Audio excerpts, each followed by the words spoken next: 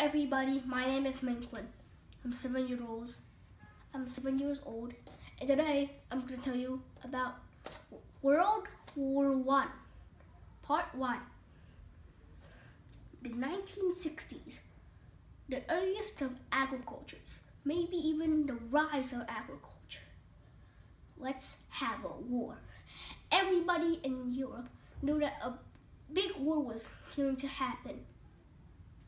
Germany wanted some stuff that France wanted, some stuff that Germany had taken from them. Germany wanted some of everybody's stuff.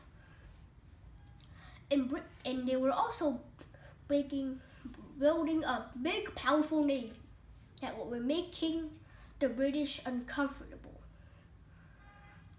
In 1961,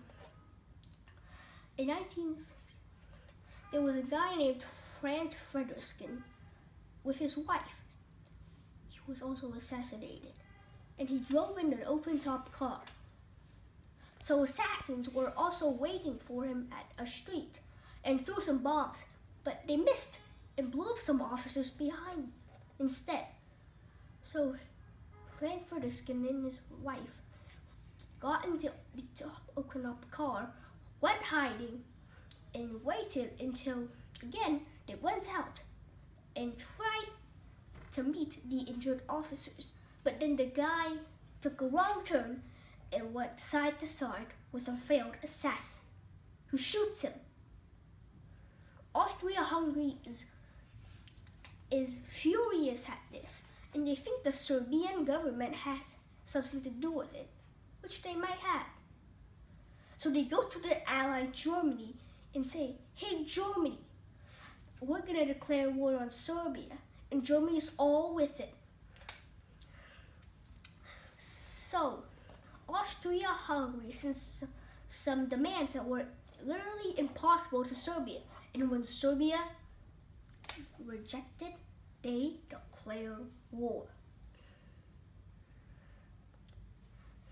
Austria-Hungary is friends with Germany, and Serbia is protected by Russia, who is friends with France.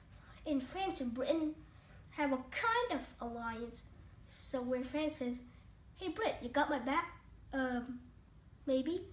So they decided to stay out the war, which is great for Germany because they have a plan.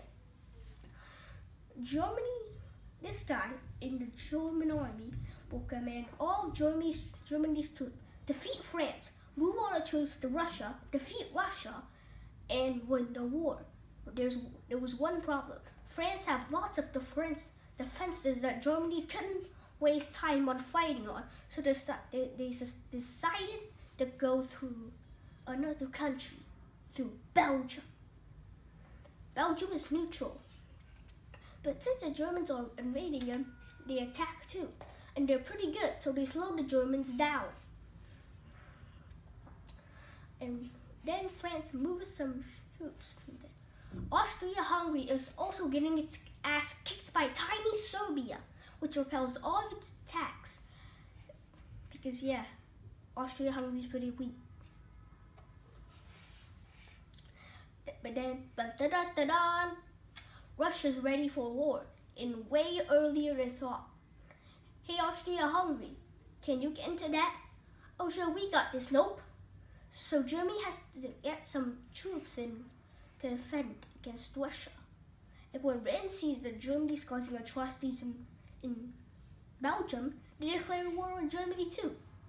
It's bad for Germany.